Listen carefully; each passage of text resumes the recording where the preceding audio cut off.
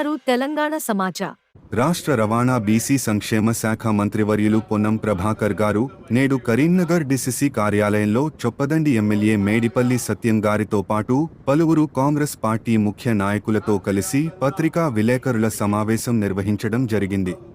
1,15,00,000 కుటుంబాల్లో సమాచారం స్వచ్ఛందంగా ఇచ్చినటువంటి 1,12,00,000 కుటుంబాలకు సంబంధించిన సమాచారాన్ని వాళ్ళ సంతకాలతో సహా ప్రతి 150 ఇళ్లకు ఒక నమోదు కార్యకర్తగా ప్రభుత్వ అధికారి ఆ 10 మంది ఎమ్యునరేటర్స్ మీద ఒక పరిశీలకుని పెట్టి మండల స్థాయి రాష్ట్ర స్థాయి దాకా ఈ ప్రక్రియ కొనసాగింది. అయితే ఇందులో చాలా పకడ్బందీగా ఇటు ప్రభుత్వంలో ఉన్న పెద్దలు కానీ అటు చీఫ్ సెక్రటరీ అదేవిధంగా ప్లానింగ్ డిపార్ట్మెంట్ సంబంధించిన అధికారులు ఎప్పటికప్పుడు పర్యవేక్షణ చేస్తూ ఈ ప్రక్రియనంతా కూడా సజావుగా ట్రాన్స్పరెంట్ గా జరిగే విధంగా చర్యలు తీసుకోవడం జరిగింది. ఈ పరిక్రమణలో దాదాపు 3.1% కొంతమంది తమ సమాచారాన్ని ఇవ్వలేదనే ఆవేదన వ్యక్తం చేసిన సందర్భంగా వారికి కూడా అవకాశం ఇవ్వాలని రేపు ఫిబ్రవరి 16 నుంచి 28వ తేదీ వరకు తెలంగాణ రాజ్యంలో 3.1% అయితే కొంతమంది నిన్న టీఆర్ఎస్ పార్లమెంట్ సభ్యుడు రాజ్యసభ రవిచంద్ర అంటా ఉన్నాడు, మా డిమాండ్ మేరకు రీసర్వే జరుగుతుంది. ఇది రీసర్వే కాదు. ఇది ఎవరైతే మిస్ అయినరో, ఎవరైతే పేర్లు నమోదు చేసుకోలేదో వాళ్ళు నమోదు చేసుకోవడానికి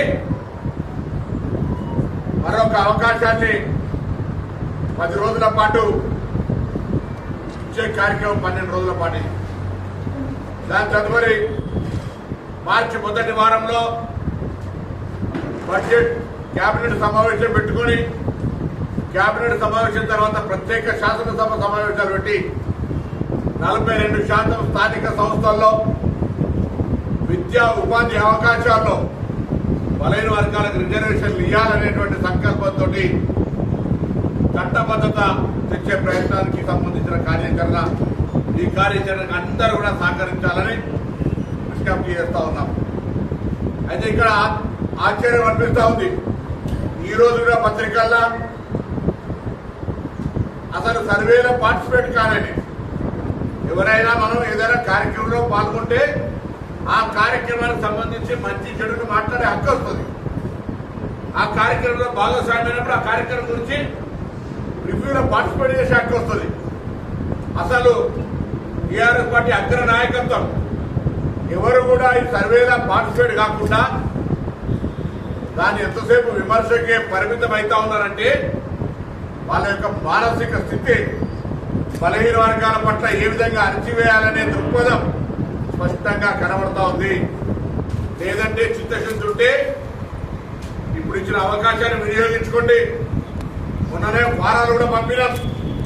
అవకాశాన్ని వినియోగించుకోవడంతో పాటుగా ప్రజలందరికీ మీ పార్టీ తరఫున విజ్ఞప్తి చేయండి.